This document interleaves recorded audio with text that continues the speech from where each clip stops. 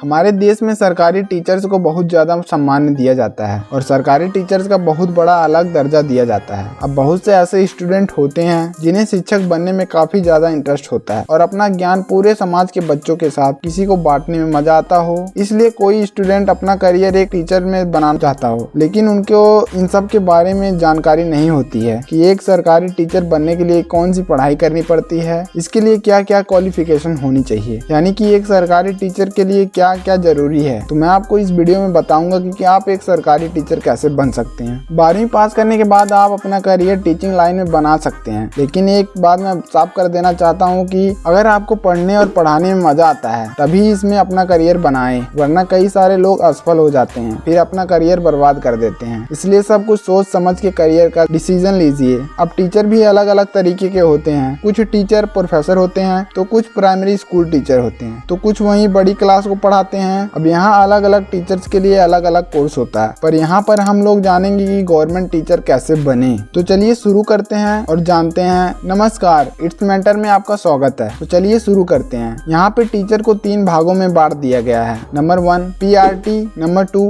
TGT, number 3 PGT। तो चलिए हम इन सबको बारी बारी करके समझते हैं। PRT mean primary teacher. PRT के अंदर में आप प्राइमरी स्कूल के बच्चों को पढ़ा सकते हैं, यानी कि 1 से 5वीं क्लास तक पढ़ा सकते हैं। प्राइमरी स्कूल की टीचर बनने के लिए 12वीं में 50% मार्क्स होने ही चाहिए। इसके बाद आपको ग्रेजुएशन की पढ़ाई कंप्लीट करना होगा या फिर आपके पास नर्सरी टीचिंग ट्रेनिंग कोर्स की डिग्री होनी चाहिए। अगर आपने नर्सरी ट्रेनिंग कोर्स पूरा कर लिया है तो आप छोटे छोटे बच्चों को पढ़ा सकते हैं, जिसे प्री प्राइमरी टीचर बोलते हैं। छोटे छोटे बच्चों को पढ़ाने के लिए आपके पास बहुत सारे ज्ञान होने जरूरी है, यानी कि बच्चों से प्यार करना, अच्छे से पढ़ाना, समझाना, उसकी बातों को समझना, यानी कि आपको पूरा सरलता के साथ पढ़ाना। लेकिन ये सब चीज किसी एक व्यक्ति के पास नहीं होता है, इसलिए सरकार पूरा जांच करती है तभी आपको जॉब दिया जाता है। बात आती है कि TGT mean trained graduate teacher. इसमें आप स्टैंडर्ड क्लास के स्टूडेंट को पढ़ा सकते हैं, यानी कि 6th क्लास से लेके 10th क्लास के बच्चों को पढ़ा सकते हैं। इसके लिए आपके पास ग्रेजुएशन डिग्री होनी चाहिए, साथ ही BEd बैचलर ऑफ एजुकेशन की डिग्री होनी चाहिए, तभी तो आप एग्जाम दे सकते हो। ये कोर्स पूरे 2 साल का होता है और आप इतना करने के बाद खूब आराम से 6th क्लास से लेके 10th क्लास के स्टूडेंट को पढ़ा सकते हैं। बात आती है कि PGT क्या होता है। PGT mean post graduate teacher. ये बहुत स्टैंडर्ड टीचर होते हैं। इसमें आप 11वीं क्लास से लेके 12वीं के स्टूडेंट को पढ़ा सकते हैं, लेकिन इसके लिए आपके पास पोस्ट ग्रेजुएशन की डिग्री और बैचलर ऑफ एजुकेशन डिग्री होनी चाहिए, वो भी अच्छे मार्क्स के साथ। तभी आपको मौका मिल सकता है स्टैंडर्ड स्टूडेंट को पढ़ाने के लिए।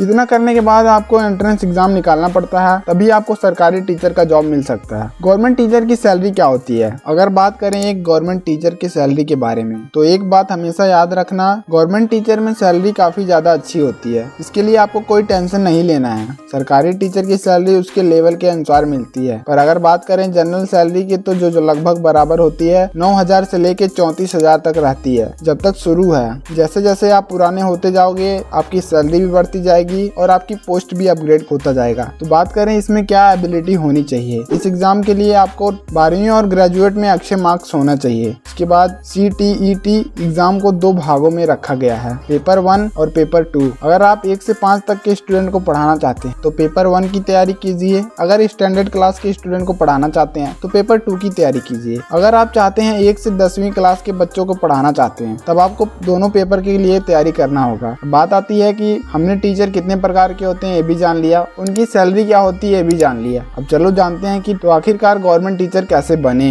मैं आपको कुछ पॉइंट बताऊंगा जिससे आपको पता लग जाएगा कि गवर्नमेंट टीचर कैसे बने। पॉइंट नंबर 1, 12वीं पास करें सरकारी टीचर बनने के लिए। अगर आपको एक प्राइमरी टीचर बनना हो या कॉलेज प्रोफेसर बनना हो, आपको 12वीं क्लास पास करना होगा। अब सवाल आता है कि किस सब्जेक्ट को पसंद करें जिससे गवर्नमेंट टीचर बन सके। तो 12वीं में वही सब्जेक्ट चुने जिसमें आपका मन लगता हो। जैसे कि अगर आपको मैथ लेना है तो साइंस ले लें और पूरी मेहनत करके पास हो जाएं, ताकि आपको अच्छे कॉलेज मिल सके आगे की पढ़ाई करने के लिए। पॉइंट नंबर 2, अपने मनपसंद सब्जेक्ट पे ध्यान दें। आजकल के समय में स्टूडेंट बहुत तेज होते हैं, ऐसे में टीचर को भी तेज होना पड़ता है पढ़ाई में, क्योंकि कौन सा स्टूडेंट क्या क्वेश्चन पूछ देगा उसका कोई ठीक नहीं है। इसलिए अपने सब्जेक्ट को बहुत ज्यादा स्ट्रॉन्ग रखें। इसलिए आप जिस सब्जेक्ट का टीचर बनना चाहते हैं उसी सब्जेक्ट को पसंद करें और पूरा अच्छे से पढ़ लें, ताकि अपने स्टूडेंट को अच्छे ज्ञान दे सकें। इसलिए हमेशा सही सब्जेक्ट को पसंद करें एक गवर्नमेंट टीचर बनने के लिए। लिए। पॉइंट नंबर 3, ग्रेजुएशन की पढ़ाई पूरी करें। अगर आप एक सरकारी स्कूल टीचर बनना चाहते हैं तो आपको 12वीं करने के बाद ग्रेजुएशन करना होगा, तभी आपका गवर्नमेंट टीचर बनने का रास्ता खुलेगा। और ग्रेजुएशन में उसी सब्जेक्ट को चुने जिस सब्जेक्ट में आप इंटरेस्ट रखते हैं, इससे आपको काफी ज्यादा फायदा होगा